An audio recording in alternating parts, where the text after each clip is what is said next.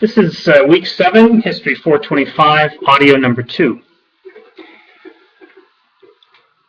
So we'll continue on to slide 8. Before I continue and talk about this particular slide, I wanted to note that when the Nixon visit occurred, it was a big deal in the United States. The timing was very important. This was an election year. The Vietnam War was still raging. The draft was still on. I'm in the year group. I was the second to last year group that got draft cards. I'm 56 years old now. And the Vietnam War not only was raging, but was increasingly unpopular. The candidates against Nixon were, on the Democratic side, were mostly peace candidates, and indeed at the Democratic National Convention, the man who was elected to run against Richard Nixon was George McGovern, who was a peace candidate. And so this trip to China, the opening to China that followed, became very much a political asset to Richard Nixon and the Republican Party that year, and was one of the factors that caused people to vote for Richard Nixon. Ironically, the staunch anti-communist of the 1950s, and it helped people think that Richard Nixon is not only trying to achieve peace in Asia, but he is clever enough to move the United States toward this unusual alliance that will perhaps bring the Cold War to an end. So it worked out very well for him, and it actually worked out fairly well for the Chinese. So going on to slide 8, another brief overview of the years of Mao's decline, which we'll get into in a little bit more detail in subsequent slides.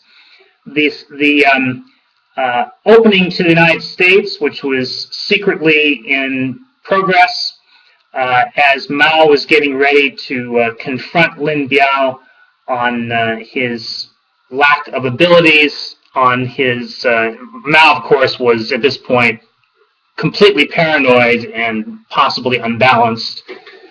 So it's no surprise that he suspected Lin of all sorts of things that were probably not true. The scholarship that's been done on Lin Biao, which is in the Joseph book written by Tevis, indicates that Lin Biao was basically a frightened mouse by this time. He was very, very hesitant throughout the years of the Cultural Revolution to do anything more than he absolutely had to in order to survive. He asked Mao not to make him his successor. He went along with it because he knew he had to. And he took a passive role throughout the Cultural Revolution, only doing what he was told, which was probably what Mao wanted. Lin Biao had been Mao's fervent supporter throughout the decades, but things between the two men personally had reached a difficult point by 1970, and Mao Zedong was thinking of replacing Lin Biao. However, when Lin Biao actually fled, and as you can read in the Tevis essay, there's a lot of question about whether or not he was even conscious when he was taken away on that airplane. When Lin Biao fled, purposely or by force, Mao Zedong became very depressed and withdrawn, and it was only the Nixon visit itself that put some pep back in his step. And during the visit, his very poor health at this point was a big issue. There were, during these meetings with Richard Nixon, the Nixon party would be summoned all of a sudden 10 o'clock at night, they'd be asked to come to see the chairman without any warning. And they thought at the time that, oh, this is a sign of Mao's ultimate power and his hubris as emperor, and we have to go along with it. And Nixon, of course, was very impressed by Mao. So was Kissinger. But what they didn't know at the time was that for much of the trip, Mao was physically incapable of receiving Nixon, and he left all of that work to Zhou Enlai, the negotiations that he ordinarily would have participated in. Up until that point, when it came to important international negotiations with Khrushchev, with Molotov, the foreign minister of the Soviet Union, Mao would wade in and do the business. But not in this case. He had largely philosophical and general discussions with Nixon, not actual negotiations that he entrusted to Zhou Enlai, because he was not healthy enough to turn the trick.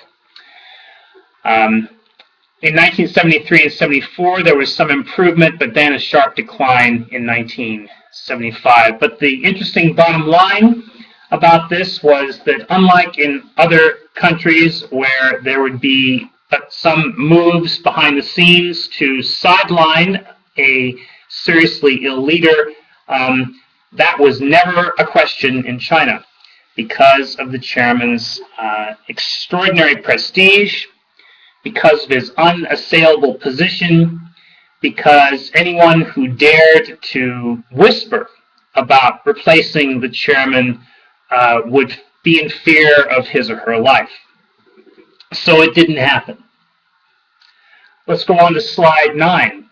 So one of the symptoms of this problem during this time, as Mao's health declined, was the position of the people who were closest to him and the extraordinary power that they wielded. One of those people was Tang Wensheng, also known as Nancy Tang. Like Ji Chaozhou, she grew up in the United States, coincidentally also in the New York area. In Ji Chaozhou's memoir, he does not have too many good things to say about the two ladies, Nancy Tang and Wang Hairong, whom I mentioned earlier. Must have been a little bit of a problem there. Nancy Tang was a very charming, I think she's still alive actually, she's a very charming individual. I've met her. I met her when I was a diplomat. And very poised, an attractive woman. She was the primary interpreter for Mao Zedong and taught him English for a little while. He had another woman who was his English teacher as well. He never really learned the language. And it was her ability, along with Wang Hairong's ability, to actually understand what Mao was saying, even as his speech declined with his health, that put them in a very powerful position that gave them this ability to transmit instructions from the chairman to members of the Politburo. A very unusual sort of thing, a position of extremely high trust, and I do not know of any studies that have been done that have tried to determine how trustworthy they were under these circumstances. Let's go on to slide 10. Another unique individual who was able to understand everything that Mao said was his secretary. Now, secretary, I think I have it on another slide somewhere. This word secretary, translated from the Chinese is mi shu, which I have on another slide, I think. And mi shu really means confidential assistant. It's more than a secretary. But we think of secretary as somebody who handles the phone and the appointments, takes notes, and all that jazz. But a secretary in China, a mi shu, is a very powerful position. It's a confidential assistant. It's somebody who takes care of everything on, not only everything on a senior official's schedule, but does a lot of their work. It's sort of like a clerk in the Supreme Court. I think the Chinese probably would think of a clerk on the Supreme Court as a mishu in that sense. And this woman, who also became Mao's paramour, was able to understand everything he said, and she became a conduit between the chairman and even the highest officials of the government and party, like Zhou Enlai. And I won't bother reading this, wasting your time reading this aloud, this note from Zhou Enlai, but it reads volumes about Zhou Enlai, his continual tactic through the decades of confessing and criticizing himself in order to avoid being chopped by Mao as yet another inner enemy of the party. It was his survival tactic to constantly offer these self-criticisms of his crimes. He didn't commit any crimes, you know. The thing that really made Zhou less than trustworthy in Mao's eyes was that when Stalin sent Wang Ming, the putative leader of the Chinese Communist Party, back to China from Moscow in 1937, Zhou Enlai initially sided with Wang Ming, saying that Wang Ming's instructions from Moscow should be followed. Mao didn't want to follow those instructions. Those instructions were to establish a closer united front with the nationalists. Mao wanted to continue to quietly struggle against the nationalists, and indeed that choice, that policy preference won out in the late 1930s, and the united front with the nationalists, which the nationalists didn't really want either, never really worked very well. By the time a year had passed, Zhou Enlai could see which way the wind was blowing, and he knew he made a mistake in siding with Wang Ming, and he engaged in very deep self-criticism. And he was never disloyal to Mao again, but Mao also, he may have trusted him to an extent, but he didn't respect Zhou Enlai very much. And even in 1975, you've got this problem with Zhou thinking he needs to confess to his crimes, testifying also, of course, to the extreme, unassailable power of the chairman during this time. Let's go on to slide 11. So in 1975, the two ladies were somewhat displaced by Mao's nephew, Mao Yuanxin. Mao Yuanxin was the son of Mao's brother, Mao's older brother, who was a revolutionary martyr captured by the Kuomintang and tortured to death, I think in 1943 or 42.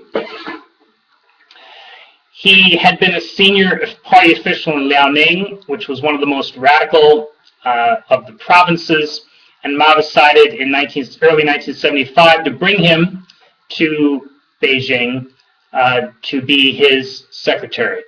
This did not, by the way, he did not replace Zhang Yufeng, the young lady we just saw in the previous slide.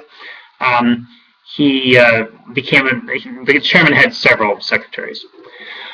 But Mao Yuanxin became the principal conduit between Mao and the leadership to pass along his instructions, and Mao Yuanxin very crucially decided to recommend to Mao that he dump Deng Xiaoping, who had been restored to power in 1973 and was running the government while Zhou Enlai was supervising him.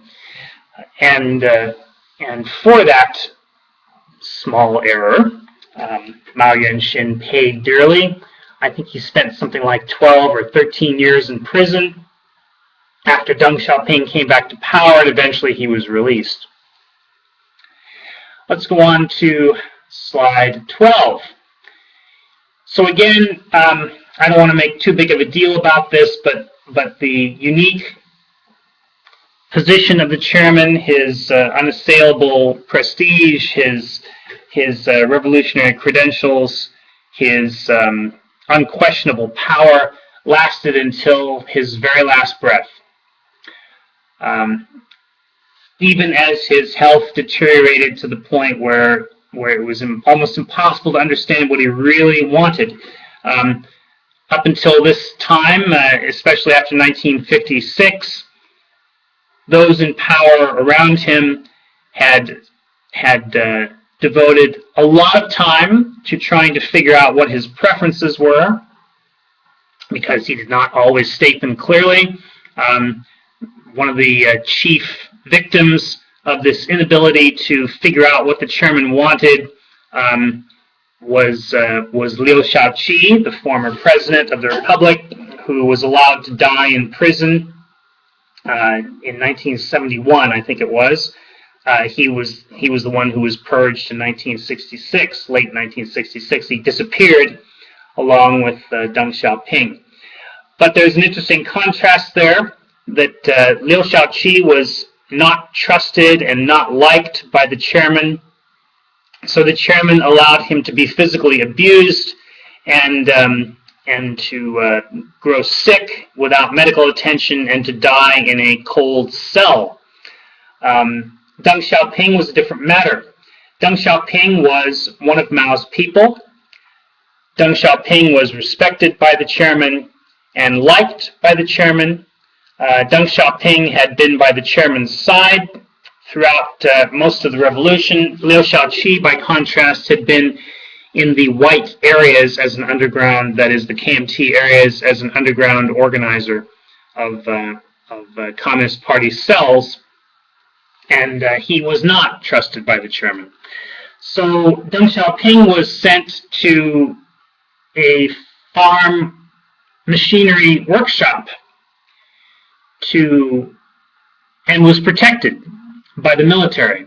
First, he was sent to Jiangsu province, as I remember, in the first part of the Cultural Revolution, and then he was sent, after he was deposed a second time in 1975, he was sent to Guangdong province in the south, near Hong Kong, and was protected by the military. So there was never any physical abuse of Deng Xiaoping.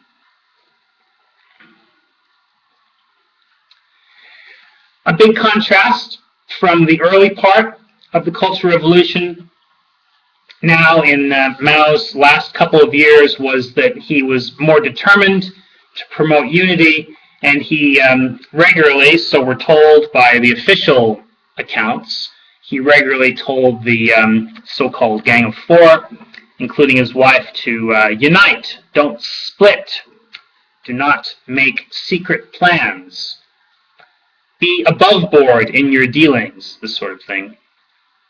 And there's probably some truth to that. Going on to slide 13. So when he died, he was actually allowed to die on the 9th of September because of several things that had to do with